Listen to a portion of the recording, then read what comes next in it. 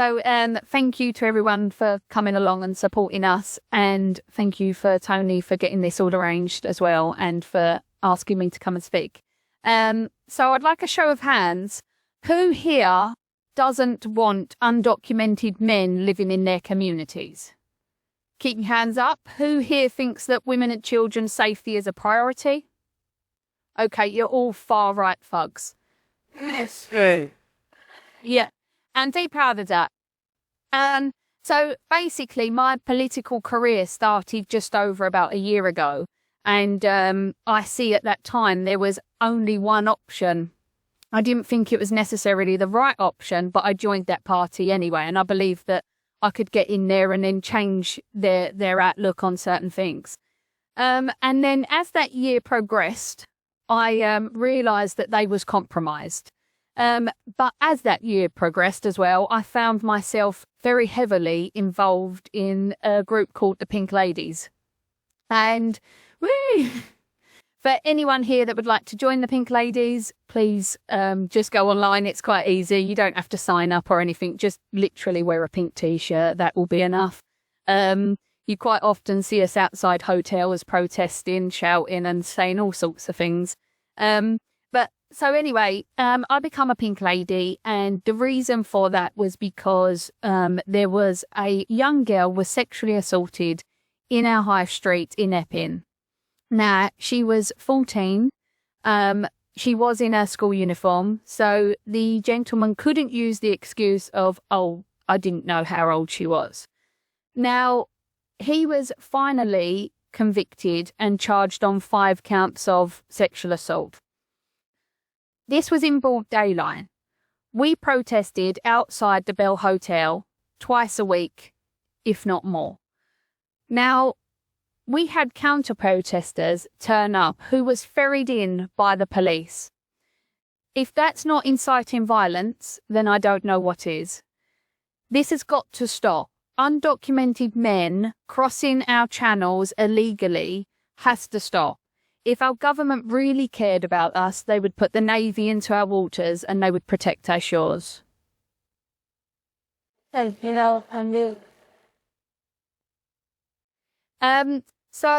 we was there, we was protesting, had the counter-protesters turn up, calling me and everyone else a racist, a fascist, a far-right thug, a Nazi. And do you know what?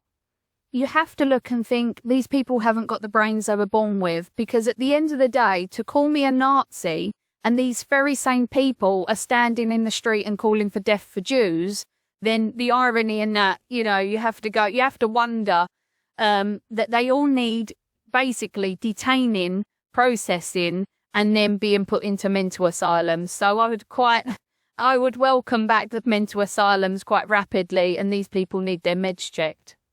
So with that in mind, obviously, these protesters, they turned up to counter-protest against. And I always say to them, why are you here? Because we're here protecting women and children's safety, but you're here counter-protesting that. Is that because you think that women and children should be sexually assaulted?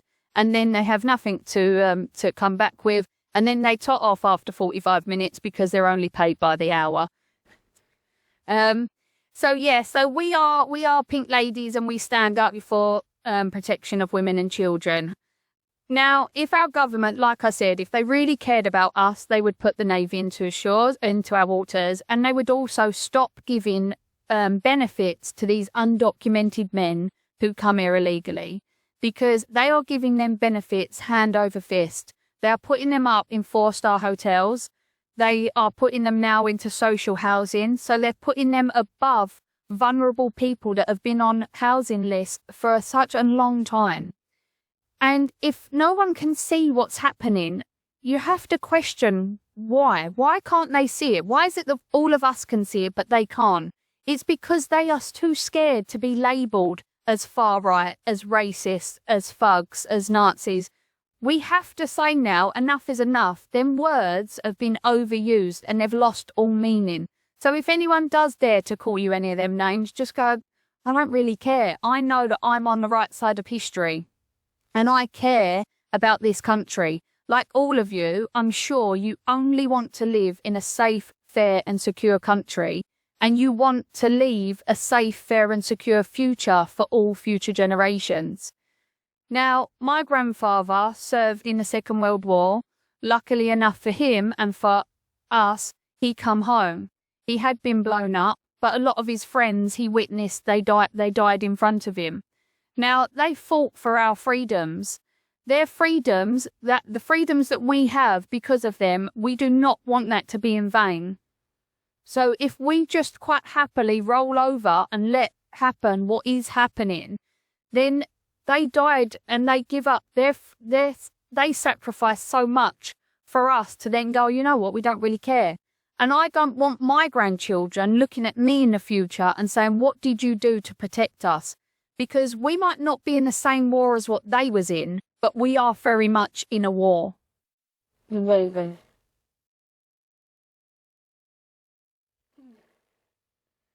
Now, these people that are coming into our country, undocumented, illegal, crossing the channel illegally, and it's fighting age men. There are no women and children. I had recently a counter-protester say to me, do you not stand up for women and children? Yeah, I do. I stand up for women and children in this country, not in other countries, not people that are fleeing war, because they're not fleeing war, they're fleeing France. And if you go to our shores, you will not see a single woman or child on a rubber dinghy. Now, I said to this counter-protester, as a mother, if I'm at a point of safety, I would question the integrity of a mother to then put her children on a dinghy. So no mother in their right mind would do that.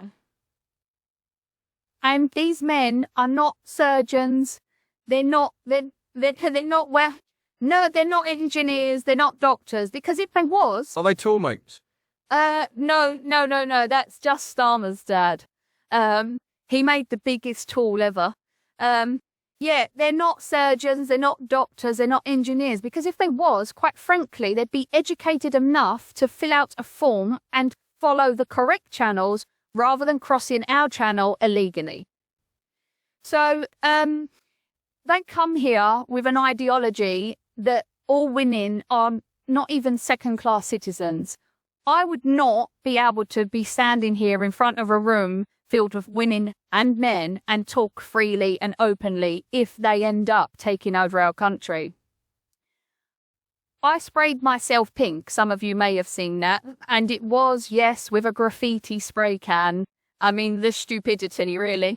But the reason I'd done that, and I was just in my underwear, the looks I got outside the back of Whitechapel Hospital, standing in my underwear, spraying myself with a graffiti can. And yet some people might say, you know, what are you doing that for? It's stupid. You're supposed to be protecting women and children and you're out walking about the streets like that, like a disgrace. The reason I'd done that was because Tower Hamlets Council wanted to deem the Pink Ladies movement as a far-right racist movement. And my thought process was basically, if we're going to silence women, then we are going back in time.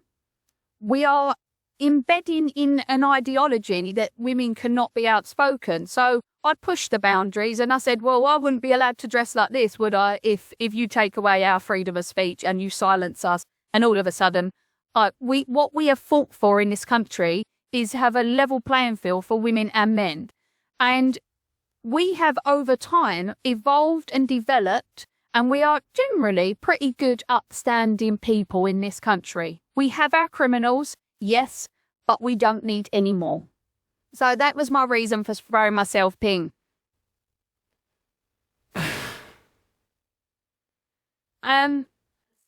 But yeah, so when we look at, say, their culture, and then people do stand here and across multiple platforms now, and people are really trying to push the Christian faith. Some people say to me, oh, I don't want it all to be about religion. And it doesn't have to be about religion. I think sometimes there's a miscommunication. In this country, we are good, upstanding Christian people, whether you follow a faith or not. I am a good Christian. I am Christian by that I care for people. I care about helping others. That doesn't mean that I'm following God. It just means that I'm a good, decent person with good morals. So whether you choose to follow a faith or not, I don't care. And I think that everything should be respected. And I believe that if you want to follow God, that's 100% up to yourself, but we can all be decent Christian people. And so I've sworn, the problem is when I realised that the other party was compromised, I was left thinking, oh God, now what do I do? Because actually, this country can't be saved. And I was in a real quandary because I was thinking, right, do I sell up and leave like so many others? Because I had to put my children as a priority. And then my stepdad called me one day and he said, you know Ben Habib? I went, yeah. He went, he started up a party called Advance. So I was like, yes. And then I was thinking, right, how can I join the party? But obviously then I got arrested for flying our Great British flag. Thank coward. And I was arrested for flying our national flag. And I wasn't just arrested, I was actually beaten up by the 3 police officers. Please take you down. Oh, yeah. But let's say, I'm very threatening and very intimidating. But I would just like to say how weak our police officers were, because 3 of them actually couldn't take me down. They covered me in bruises, but they're quite pathetic. You know, I think we could deal with sorting out our police force. But yes, so I was arrested for that. And then obviously I had been told multiple times by the other party that if you don't take down the post about Tommy Robinson, you will be dropped. Well, I stood out on his stage and spoke on the 13th of September and I was like, bye. And then Ben obviously welcomed me with open arms. And at that point, I was like, he has restored my faith in this country. I've sworn my allegiance to this country. I love this country, but I love what it was. I don't love what it is becoming. And I believe that every single one of us plays our part, no matter how small it is, even if it's just talking to someone in your local pub and bringing it up and saying about Advance and saying about them. And even if it's delivering leaflets, no matter what, we are all part of our future. And with that in mind, I would just encourage every single one of you, if you're not already a member, please sign up and become a member and just go out and spread the good word of Advance. Because when you speak from the heart and you speak honestly and plainly, people really see that and they can see that you are sincere. And what I love about Advance is every single person in the Advance party has been so welcoming, so encouraging, and have been given me a platform to speak on as well. So I'd just like to say thank you so much to everybody here, and thank you so much to the Advance party. And Howard, you haven't got to drop me home today, so lucky you.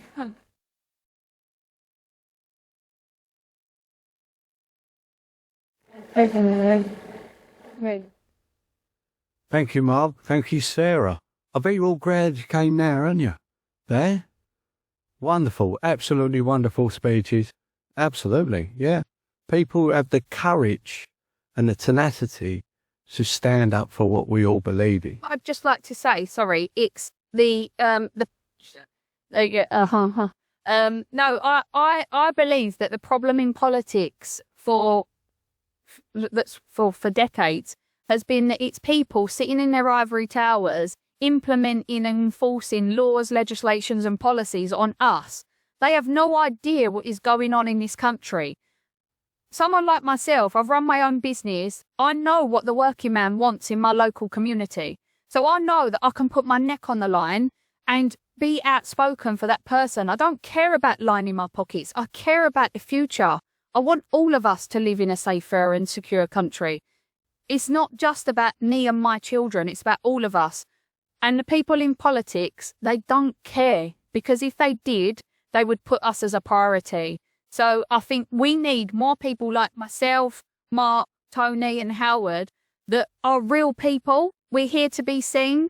We want to be out in our local communities. We want to get to know every single person, and we want to know the local businesses and what they're struggling with. And we can be that driving force to make the country great again. So that's what the problem is with politics. Well, when politics is. Yeah, politics is it. Thank you very much, Sherman. Could have put it better myself, but I'm going to try. No, listen, you are absolutely right. The problem with our parliamentarians at the moment is they do not represent the people. You know, one example of that is whether you voted Brexit or not, and we've got to bring it up, whether you voted Brexit or not, is immaterial. But what happened was the biggest democratic mandate this country had over the last 100 years was to leave the European Union. Unfortunately, 550 MPs were committed Remainers into the European Union. So what that does is that goes against the will of the people. And we know over the years what's happened. We know that we haven't had Brexit. We know we've still got a divided United Kingdom. We know we've still got a border down the Irish Sea. You know, Brexit hasn't happened. And we know it's not happened. But with Advance UK, it will happen, and it will happen properly. Now,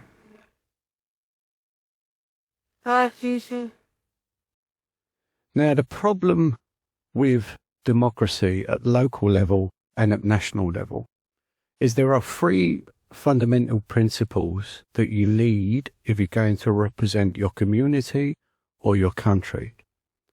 Those fundamental principles, I believe, are transparency, honesty, and accountability. Used to be something called the Nolan principles, which my dear friend educated me of that. They no longer are prevalent in our, public service or society.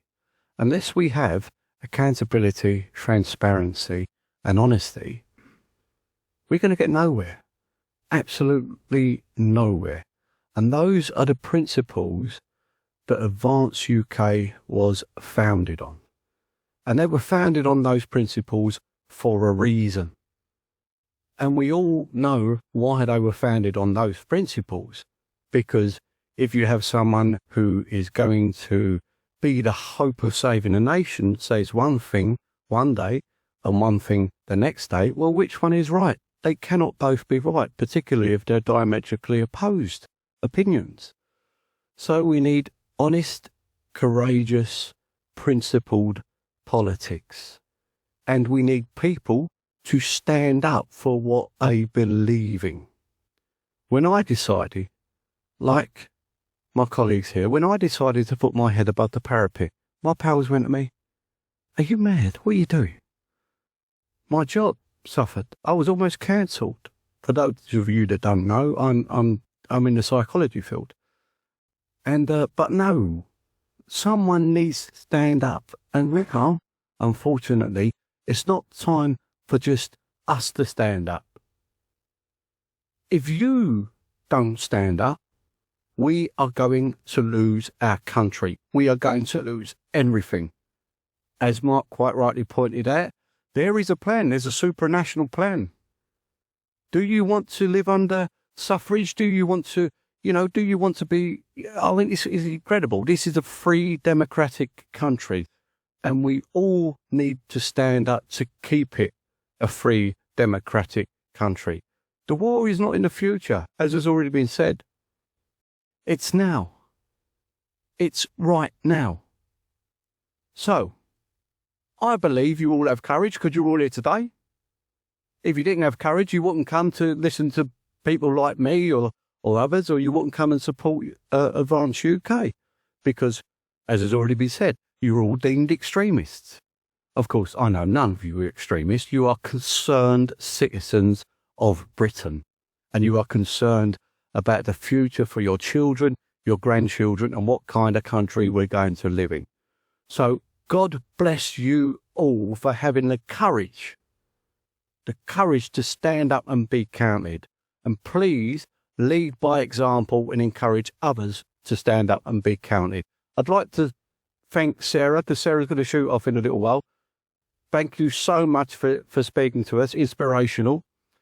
Mark, thank you so much for the education you've given us and speaking so eloquently and so well. And so we will resume later. Although it's been absolutely wonderful so far, I'm sure you'll agree, we will resume later with the headline acts that are Howard Cox and Mr. Ben Habib. Thank you.